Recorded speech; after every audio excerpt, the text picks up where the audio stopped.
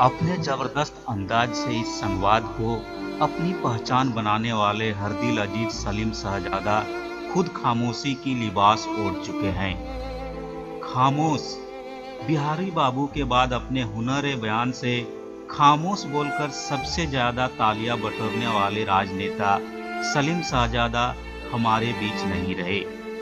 राजनीतिक मंच हो या सामाजिक मजमा, शेरो शायरी की महफिल हो या कव्वाली की दिलनसी शाम, जलवे जलसा हो या जन जहान से मुलाकात एक खैर मकदम मंच पर आते ही सलीम शहजादा सबसे पहले बिहारी बाबू की इस तकिया कलाम को अपने जोशीले अंदाज में खामोश शब्द को मंच के हवाले करते थे और फिर शुरू होता था वह दौर जहां सलीम शहजादा मंच के और मंच सलीम शहजादा का हो जाया करता था। खामोश संवाद को अपनी पहचान बनाने वाला वह जिंदादिल इंसान सलीम शहजादा परिवार बोकारो की आम आवाम, नाते रिश्तेदारों और इस जहान को अलविदा कर अब खुद खामोश हो चुका है। सलीम शहजादा इस तरह अचानक चले जाएंगे, खामोश संवाद का यह शहजादा इस तरह खामोश हो जाएगा, किसी को यकीन नहीं हो रहा है, पर वह हमारे बीच नहीं रहे, यह कड़वा सच है। सलीम शहजादा नाम किसी नवाबी वंशज से जुड़ा हुआ जरूर लग रहा है, पर वे किसी नवाब की औलाद न होकर एक साधारण विस्थापित परिवार के बेटे थे।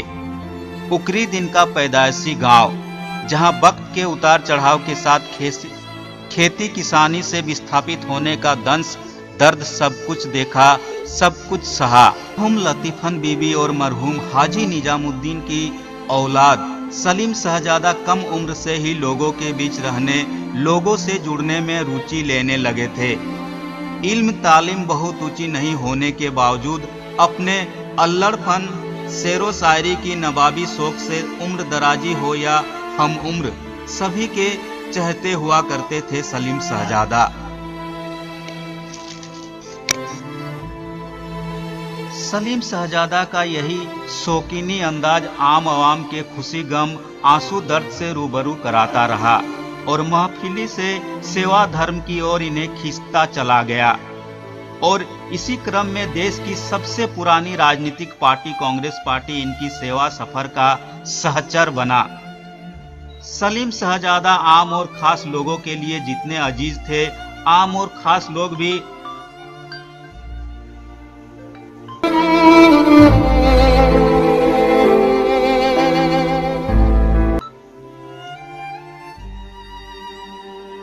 सलीम शहजादा आम और खास लोगों के लिए जितने अजीज थे, आम और खास लोग भी उनके लिए उतने ही अपने थे।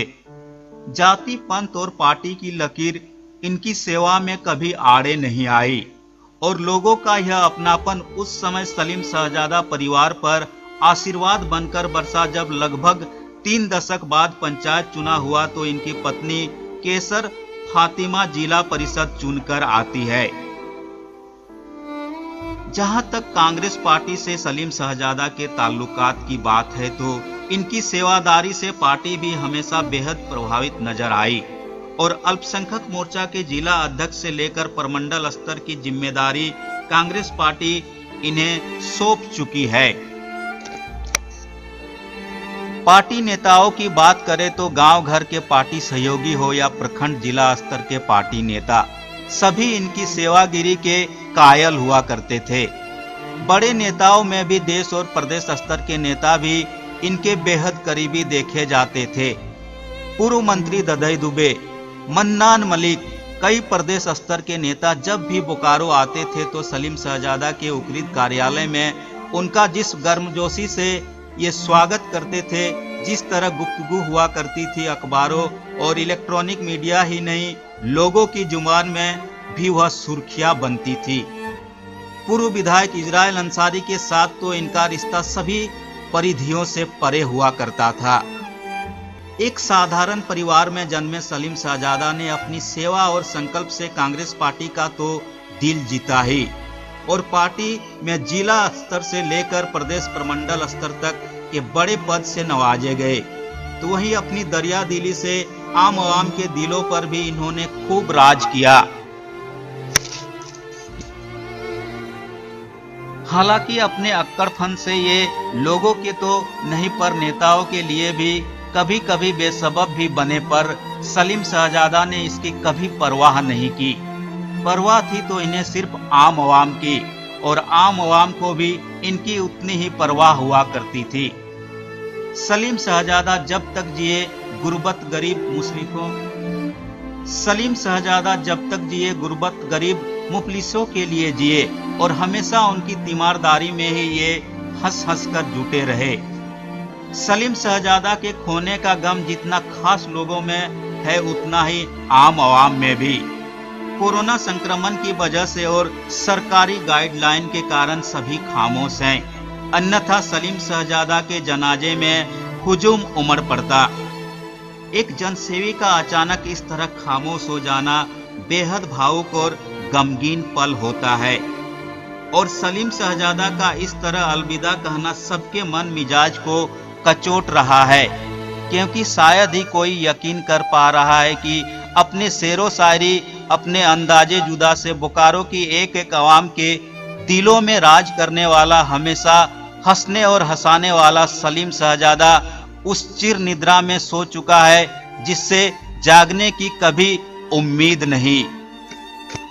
आज सिर्फ उनका परिवार ही नहीं, हर वह आंख नम है जिन्हें सलीम शहजादा को खोने का गम है, जिन्हें उनके गुजर जाने का, उनके हमेशा हमेशा खामोश हो जाने का गम है।